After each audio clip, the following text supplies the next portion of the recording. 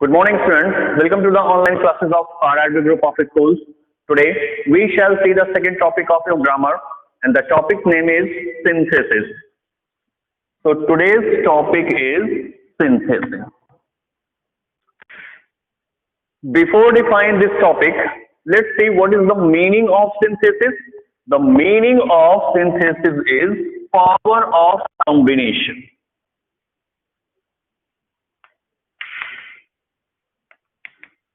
So, in this way, we can see or we can say that in this topic, we have to combine the sentences for making a new sentence. So, what is the definition of synthesis, students? The definition of synthesis is a process in which we combine two or more than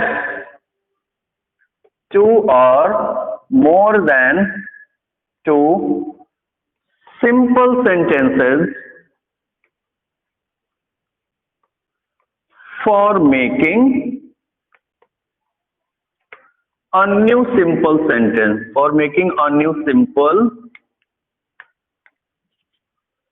compound or complex sentence. So this is the definition of synthesis. Once again, let's see.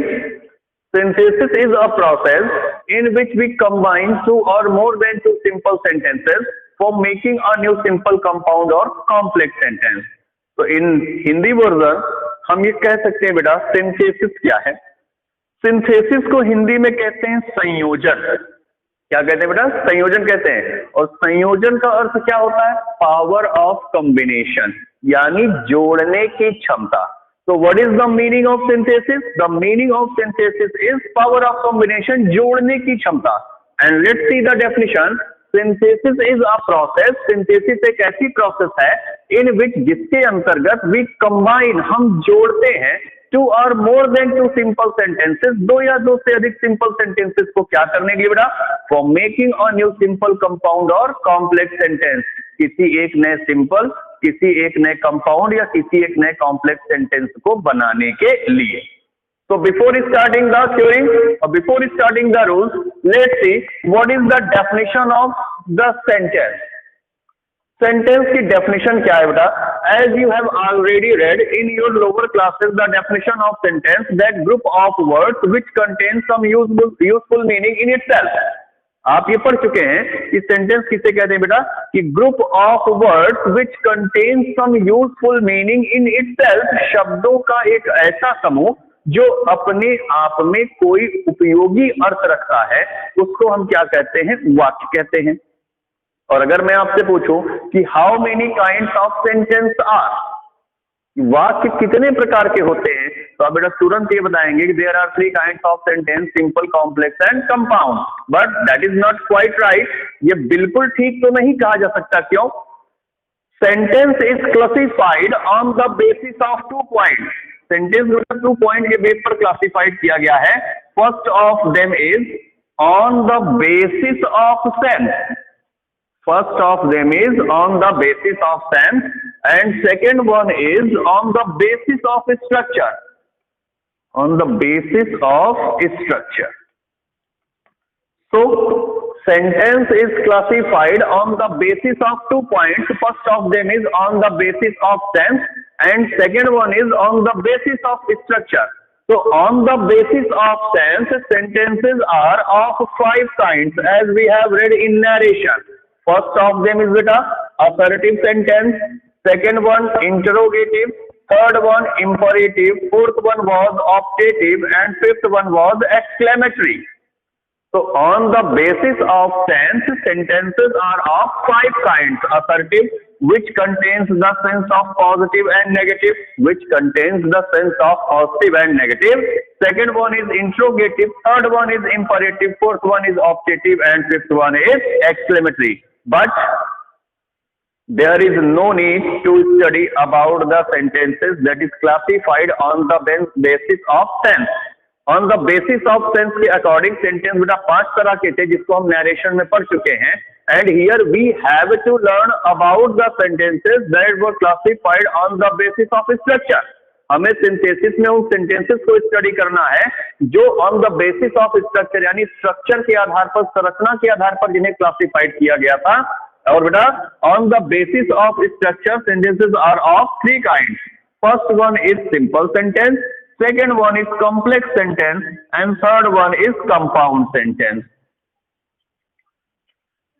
Synthesis के rule को start करने से पहले हमें ये जान लेना चाहिए कि आखिर सिंपल सेंटेंस किसे कहते हैं बेटा, कॉम्प्लेक्स सेंटेंस किसे कहते हैं और कंपाउंड सेंटेंस किसे कहते हैं. तो आइए चलिए देखते हैं कि सिंपल सेंटेंस किसे कहा जाता है, किसे कॉम्प्लेक्स सेंटेंस कहते हैं और किसे कंपाउंड सेंटेंस कहते हैं.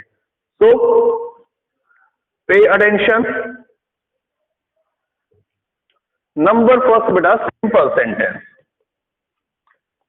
सिंपल सेंटेंस को कैसे डिफाइन किया गया बेटा? The sentence in which we find a subject and a finite verb. आइए देखिए, 2 ही शब्दों में इसको जो है डिफाइन कर दिया गया, subject plus finite verb. Another issue बेटा, ये फाइनाइट वर्ब क्या होती है? What is finite verb? In the definition of simple sentence, it is mentioned that the sentence which contains subject and a finite verb is called simple sentence. तो अब बेटा subject तो ठीक है, लेकिन फाइनाइट वर्ब किसे कहते हैं?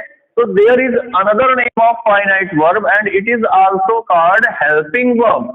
अब तो आपको क्लियर हो गया बेटा कि ऐसा वाक्य जिसमें सब्जेक्ट और हेल्पिंग वर्ब मिल रही हो उसे हम क्या कहते हैं? सिंपल सेंटेंस कहते हैं. But what is the reason helping verb is being mentioned as a finite verb? ऐसा क्या रीजन है जिसकी वजह से हेल्पिंग वर्ब को हम फाइनाइट वर्ब भी कहते हैं? तो द रीजन इज दैट, आपने ये पढ़ा होगा बेटा कि सिंगुलर सब्जेक्ट के साथ singular helping verb, plural subject के साथ प्लूरल हेल्पिंग वर्ब का यूज होना क्या है? डेफिनिट है, निश्चित है ना. और इसी निश्चित वर्ड को इंग्लिश में क्या कहते हैं बेटा? फाइनाइट. क्या कहते हैं? Finite. And that is the reason we call helping verb as the name of finite verb. तो अब आपको कंफर्म हो गया कि सिंपल सेंटेंस क्या है, जिसमें सब्जेक्ट प्लस फाइनाइट वर्ब हो. फाइनाइट वर्ब को फाइनाइट वर्ब क्यों कहा जाता है?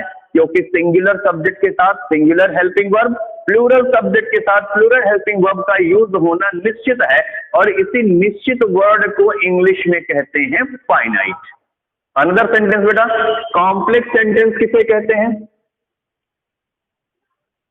The sentence which contains principal clause and subordinate clause. यानी ऐसा वाक्य बेटा जिसमें प्रिंसिपल क्लॉज और सबऑर्डिनेट क्लॉज दोनों मिल रहे हो उसे हम कहते हैं कॉम्प्लेक्स सेंटेंस. अब क्वेश्चन आप ये पुटअप करेंगे बेटा कि व्हाट इज क्लॉज? क्लॉज किसे कहते हैं? तो let's see definition and classification of clause. आइए देखते हैं बेटा क्लॉज किसे कहते हैं. हिंदी में तो इसे कहते हैं बेटा उपवाक्य. हिंदी में किसे कहते हैं?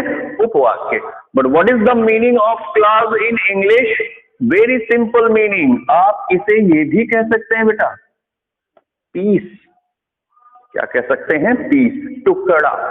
पीस ऑफ अ सेंटेंस, वाक्य का कोई टुकड़ा. ठीक है. तो अब है क्या? क्लॉज इज ऑफ 2 काइंड्स बेटा. Number first principle clause and second one is subordinate clause.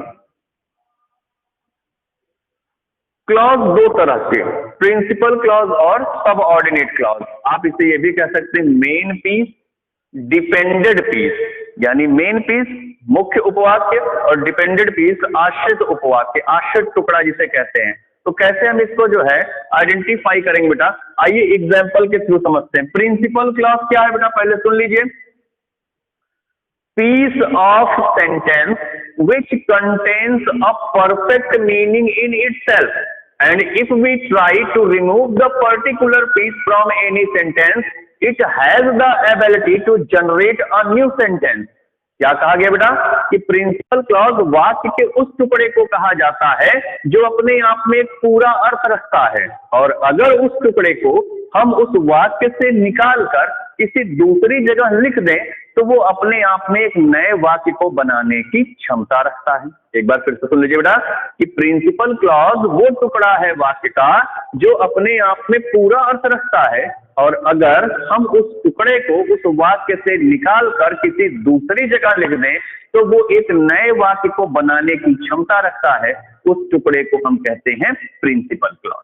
ठीक है, अब आइए देखते हैं subordinate clause. Subordinate clause is a piece of given sentence which is depended for completing its sense on principal clause। यानी subordinate clause, जिसको हम आश्रित उपवाक्य भी कहते हैं, वो वाक्य का ऐसा टुकड़ा है जो अपने सेंस को, अपने अर्थ को पूरा करने के लिए प्रिंसिपल क्लॉज पर डिपेंड करे, और अगर हम उसे निकाल कर किसी दूसरे सेंटेंस में रखें तो वो एक नए वाक्य को जनरेट करने की क्षमता नहीं रखता। It has not the ability of generating a new sentence, so it is called subordinate clause because it is depended for completing its meaning on principal clause। आइए देखते हैं बेटा, एग्जाम्पल से चेक कर लेते हैं। They say that the king is coming। They say that the king is coming। Let's see this example। इस example को देखिए बेटा। The sentence is divided by the conjunction that। conjunction that ने इस सेंटेंस को दो टुकड़ों में बांट दिया। फर्स्ट पीस और फर्स्ट क्लॉज बेटा क्या है? they say, and second clause is the king is coming। आइए देखते हैं। conjunction that के दाईं तरफ देखिए बेटा, see to the right side of the conjunction that। The king is coming। The king is coming। राजा आ रहा है। It has a complete sense। इसका अपने आप में एक पूरा अर्थ है, और अगर हम इतने टुकड़े को निकाल कर किसी दूसरी जगह पर लिख दें तो it has the ability of making a new sentence. ये नए वाक्य को बनाने की क्षमता रखता है, and that is why it is called principal clause. See to the left, बाईं तरफ देखते हैं बेटा। कंजक्शन दैट के बाईं तरफ देखिए। दे से, वे कहते हैं, क्या कहते हैं? That the king is coming।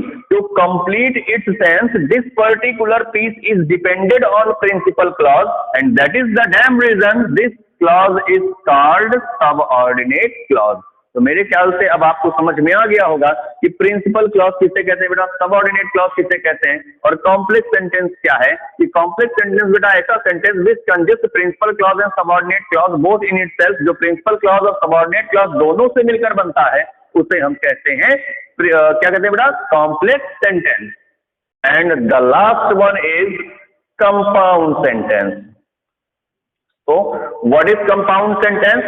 Which consists two or more than two principal clause। ऐसा वाक्य जिसमें दो या दो से ज्यादा प्रिंसिपल क्लॉज मिले, यानी कंजक्शन के दोनों तरफ से जो पार्ट होंगे वो अपने आप में कंप्लीट सेंस रखेंगे, और ऐसे सेंटेंस को हम बेटा क्या कहते हैं? Compound sentence. So what is the definition of compound sentence? The kind of sentence which consists two or more than two principal clause in itself is known as compound sentence। ऐसा sentence जिसमें दो या दो से अधिक principal clause मिल रहे हो, और उस सेंटेंस को हम क्या कहेंगे बेटा? कंपाउंड सेंटेंस कहेंगे। So let's start our topic। चलिए हम अपने टॉपिक को स्टार्ट करते हैं। At first we have to learn making simple sentence। तो फर्स्ट मेथड बेटा,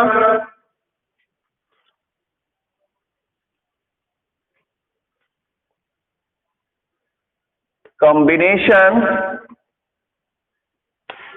of two or more than two simple sentences in a simple sentence।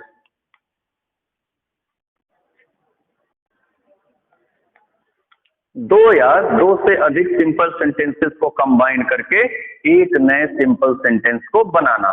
And for this there are 8 methods. दो या दो से अधिक सिंपल सेंटेंसेस को add करके बेटा एक सिंपल सेंटेंस बनाने की कुल मिलाकर 8 विधियां हैं, 8 तरीके हैं। And what the methods are? First of them is use of participle. Number second, use of infinitive. Third one, nominative, absolute. Number 4, preposition before noun or gerund. Number 5, adverbial phrase.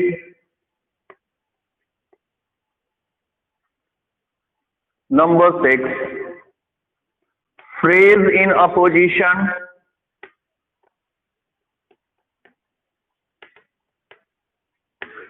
Number 7, use of adjective.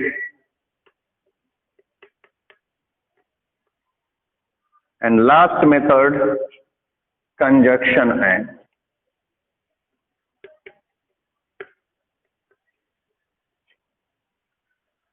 So let's see. Use of participle, use of infinitive, nominative, absolute, preposition before noun or gerund, adverbial phrase, phrase in opposition, use of adjective, conjunction and. So one after another we shall define it, elaborate it and solve the given exercises. एक के बाद हम एक इन्हें समझेंगे बेटा और उसकी सहायता से हम अपनी एक्सरसाइज को सॉल्व करेंगे।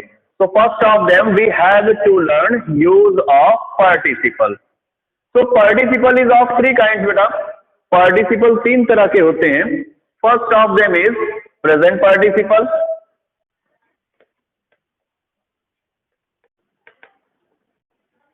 Second one is past participle. And third one is perfect participle. So what is the difference between 3 kinds of participles?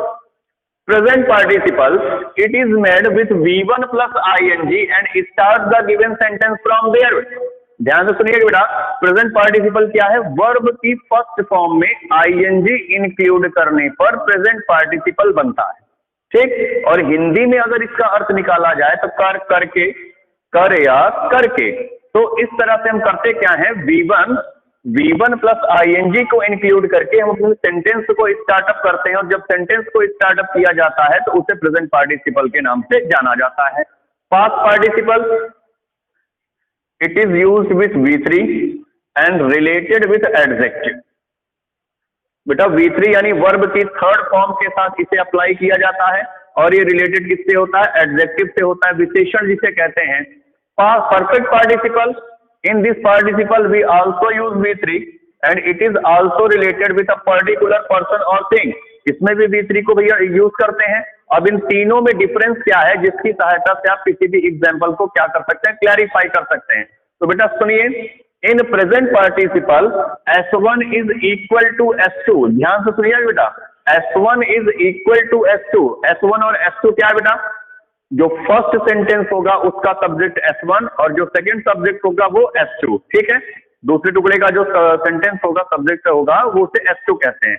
तो S1 और S2 इक्वल होंगे बेटा and both pieces will be related with reason and result. जो दोनों टुकड़े होंगे वो आपस में रीजन और रिजल्ट यानी कारण और परिणाम से संबंधित होंगे। जो टुकड़ा कारण बताए उसके वर्ब की फर्स्ट फॉर्म में आईएनजी को इंक्लूड करके हम क्या करेंगे, उस टुकड़े की शुरुआत कर देंगे। And if we are finding helping verbs like was and were, तो we have to convert them in being. अगर हमें वाज या वर मिल रही है तो हमें उसको क्या करना है, बीइंग में कन्वर्ट कर देना है। इन पास्ट पार्टिसिपल बेटा O1 will be interchange into F2। ये सबसे बड़ी इसकी पहचान है। जो पहले टुकड़े का ऑब्जेक्ट होगा वही दूसरे टुकड़े का क्या बन जाएगा, सब्जेक्ट बन जाएगा। और उस ऑब्जेक्ट की विशेषता को बताने के लिए, उसको मॉडिफाई करने के लिए दूसरे टुकड़े में या तो आपको एडजेक्टिव मिलेगा या फिर आपको कोई वर्ब मिलेगी। If we are finding adjective for modifying O1, so we have to write it before the given object, and if we are finding verb for modifying the object, we have to write after the object.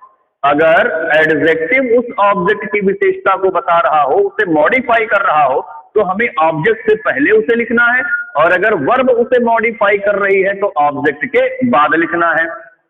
In perfect participle S1 and S2 are equal, इसमें बेटा S1 और S2 जो है वो आपस में equal होंगे, और both pieces will be related with reason and result, दोनों टुकड़े आपस में रीजन और रिजल्ट से जो है रिलेट करेंगे। तो आप ये पूछ सकते हैं सर कि अगर प्रेजेंट पार्टिसिपल और परफेक्ट पार्टिसिपल दोनों में S1 इक्वल टू S2 है और दोनों ही रीजन और रिजल्ट से आपस में क्या है, अटैच्ड है, तो क्या हम एक ही सेंटेंस को प्रेजेंट और परफेक्ट से बना सकते हैं? बिल्कुल बना सकते हैं। केवल एक कंडीशन को याद रखिएगा बेटा, अगर वॉज या वर के साथ, अगर वॉज या वर के साथ आपको V3 मिल रहा हो, यानी third form of the verb, तो आप उसे सिर्फ और सिर्फ परफेक्ट पार्टिसिपल से बनाएंगे, और अगर आपको वॉज या वर के साथ V3 नहीं मिल रहा है तो आप उसे सिर्फ और सिर्फ प्रेजेंट पार्टिसिपल से बनाएंगे। परफेक्ट पार्टिसिपल में और क्या इश्यू बेटा कि the second work starts after the completion of first work, पहला काम खत्म होने के बाद दूसरे कार्य की क्या होती है बेटा, स्टार्टिंग होती है, और इसीलिए हम इसको परफेक्ट पार्टिसिपल कहते हैं। जो काम पहले खत्म हो रहा हो, हैविंग के साथ V3 को यूज करके प्रेजेंट की तरह उसकी भी शुरुआत करते हैं। But if we are finding helping verbs like was and were, so we have to use having been plus V3, इतना याद रखिएगा। अगर वॉज वर के साथ आपको V3 मिल रहा है तो फिर उस सेंटेंस की शुरुआत जो है वो हैविंग बीन प्लस V3 से की जाएगी बेटा, ठीक है। तो अब आइए चलते हैं इन फार्मूलों की हेल्प से हम अपनी एक्सरसाइज को सॉल्व करते हैं।